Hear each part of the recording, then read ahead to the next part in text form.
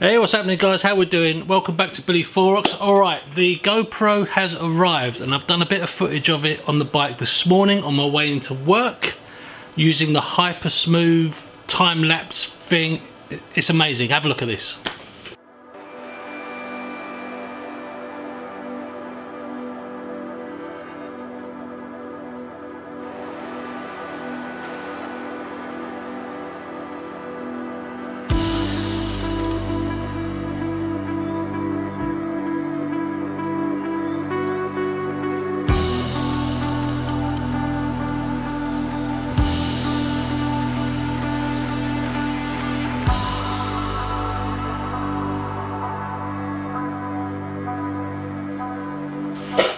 Okay, so the difference in between speeding something up in Final Cut Pro of a sort of like from this camera or from the phone or my old GoPro, they're just worlds apart. That hyper smooth thing just makes it look so liquidy smooth.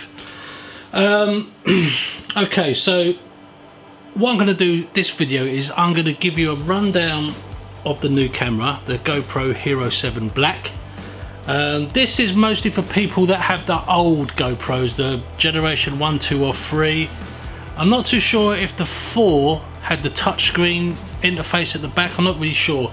But I have, the one I've used the most is this old Hero 3, which has been all over the world with me, and it's a real workhorse. But as you can see, the screen is just cracked and it's therefore you can't, you don't know what setting you're in. Luckily, whenever you turn it on, its default setting is video, so that's something, albeit it's upside down all the time for some reason. Alright, so I'm going to show you the menu system on the new GoPro. The difference of it is amazing. It's miles apart from the first, certainly the first 3 generation GoPros in terms of its usability. Its menu system is just fluid, the touchscreen is great, very intuitive, hardly any lagging at all. Yeah, so let's just have a look. Alright, let's bring you in a little bit. Let's turn it on. Now you can see how fast that that booted up. Really quick, this one. Let's get you nice and sharp as possible. Let's see, I'm doing autofocus here. Okay, hopefully, let's bring you a little bit closer, see if I can focus a bit more. Okay, this is quite difficult because these are quite difficult lighting conditions. Anyway, okay, so I've turned it on, boots up really quick, very quick, a second or 2 seconds at most.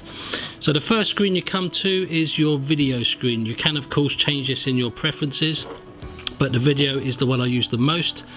So say for example you wanted to take a photo, if you just scroll to your right it comes up with the photo channel, and it's on that screen. You can adjust your settings on the screen,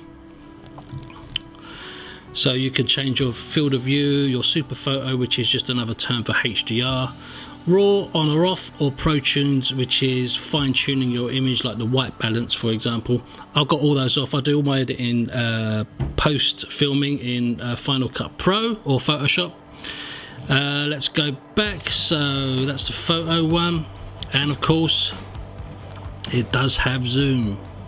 Can you see that all right? Let's take my fat hand out of the way. Quite a decent zoom actually, digital of course, but it's certainly workable. Alright, and just to your left of your screen there you've got a timer, 3 seconds and 10 seconds, and if you click on the photo icon at the bottom left there, it brings up your options within the photo. So you've got standard photo, burst and night. Okay, let's scroll across to the middle one, which is your video. So this is your video screen. Again, you've got your settings, pressing the middle button there. You can change your resolution from as low as it goes, let's say 720 at 60 frames per second, which is absolutely fine. but you can go up to 240 frames a second, which is amazing for slow motion stuff, and a 16:9 ratio as well. Okay, so I have mine set on 1080 at 60 frames per second. Now you can see it says on the top there, hyper smooth stabilization. That effectively means that that is the maximum it can work on. Actually, does it go to? No. See, if you go to 120 frames per second, it comes up with standard stabilization, which I'm sure is okay, but the hyper smooth looks amazing, as you could tell in that video I showed you earlier. Alright, and of course you can shoot in 4K. 4K, how many frame rates can you go to? 4K at 60 frames per second, which is astonishing in something so small. Alright, so let's go back and back again. So that is your video settings. Let's see, time lapse. This is where you'll find your time warp video, which is what I showed you earlier. Time lapse video, which is a more standard kind of, it's a bit more, what's the word, notchy and a bit more old school looking. You've got the time lapse photo and night lapse photo as well. Okay, now you can, of course, there's a button on the side here. You can access your different functions just by pressing the side button, and it's all very intuitive stuff. I've only had it for a couple of days and I've pretty much picked it up already. So yeah, you've got the button on the side there. If you can see that, it's very dark in here. There's your mode button. No buttons on the front. And there's obviously your lens, and you have a little door at the side there, which can come off should you want to add an external mic, more of which I'm going to talk about later. Okay, let's actually set you back up on the old tripod. Ooh, bonk. Okay, so there it is in its case, in its better light here. You obviously have all the settings and details and a little front screen on the front there, as you do on the older GoPros. There's the record button on the top there. Now this case is purely for if you want to attach it to something, your helmet or something like that. So let's turn it off just by holding the button on the side there. LEDs flash and it goes off.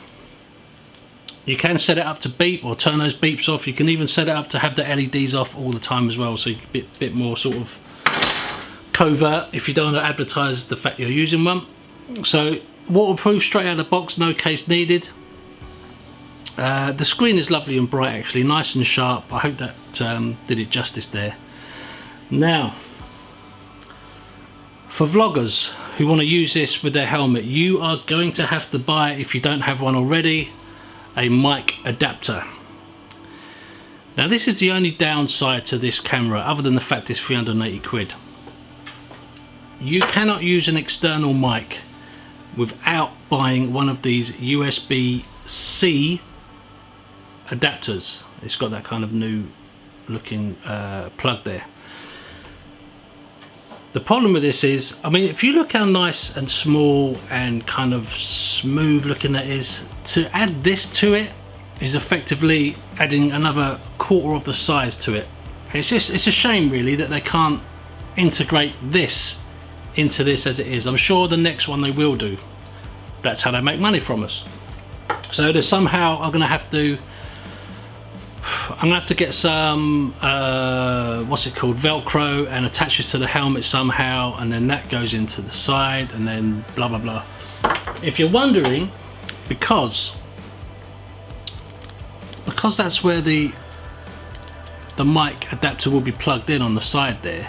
Obviously you can't have this on your helmet in the case with this door flapping open, so they've quite cleverly included it so you can actually remove that door, and then you can have that in the case and then have your mic plugged into it. If you lose this, your camera is no longer waterproof. Do not lose this. Alright, so that is, oh, I can't get the bloody thing back on there. Don't break it, Billy, whatever you do. All right, we're back in. Okay, so that was just a quick rundown of the new GoPro. I'm going to do more comparison stuff probably on the next video.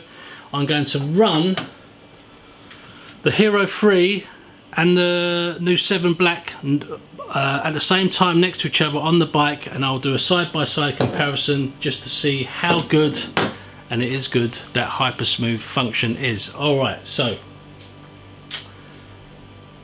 a few days ago I reached 600 subscribers. Unbelievable. I cannot believe it, and I'm eternally grateful for everyone who subscribes and leaves very kind comments. I'll be eternally grateful for that. I'm going to do a giveaway. Now, with my giveaways, with my setup, I usually do one camera facing on the helmet out, one facing in. The camera I use facing in essentially is now not needed, for me anyway. And I'm sure there's a lot of potential people out there who have motorbikes, who want to get into vlogging, but for whatever reasons they don't have a GoPro or they can't afford one for whatever.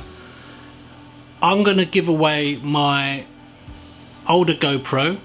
It works perfectly well. It's a very good camera indeed.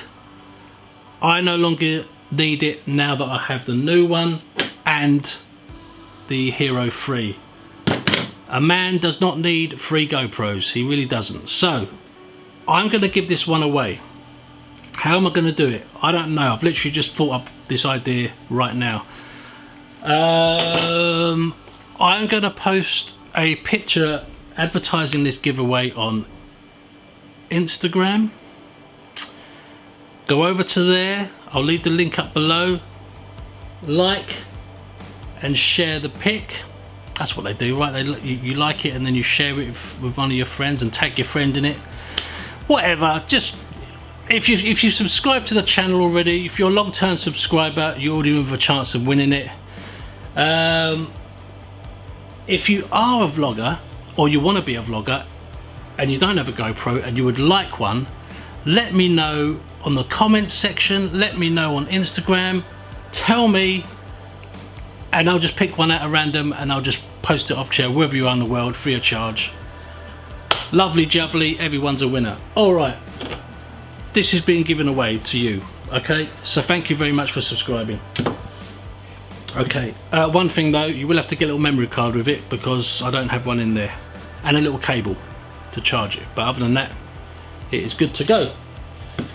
Alright, so do you remember the rusty big plate thing that I was doing a test on? We've got some news, let's have a look.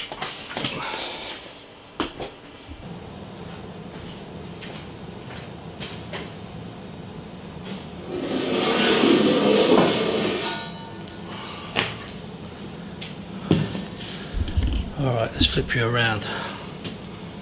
Now, you can see that's the untreated version, that's the WD-40 version, that's the S-Stock version, and that is the ACF 50 version. Only now, after I think it's almost been 6 weeks, has the WD-40 version started to rust. That is crazy. Look at it. So, untreated, WD-40, S-Stock, ACF 50. Now the ACF 50 is just kicking butt. There is literally no rust on there whatsoever. The S-Stock starting to look a little bit discoloured maybe. That bit down there is just where it hasn't been treated. And the WD-40, as you can tell, finally after all this time, it's just started to rust, and it has been raining a lot here. It's been crazy. So at the very least you should be using WD-40 on your bike to protect it in the winter, but definitely get yourself some ACF 50. I'm going to leave this back out in the rain and we'll come back to it in like another, I don't know, 5 weeks or something.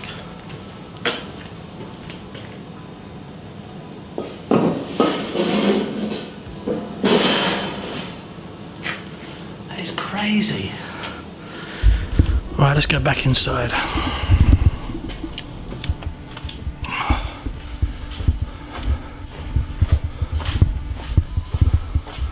All right, so okay. All right, so just to recap,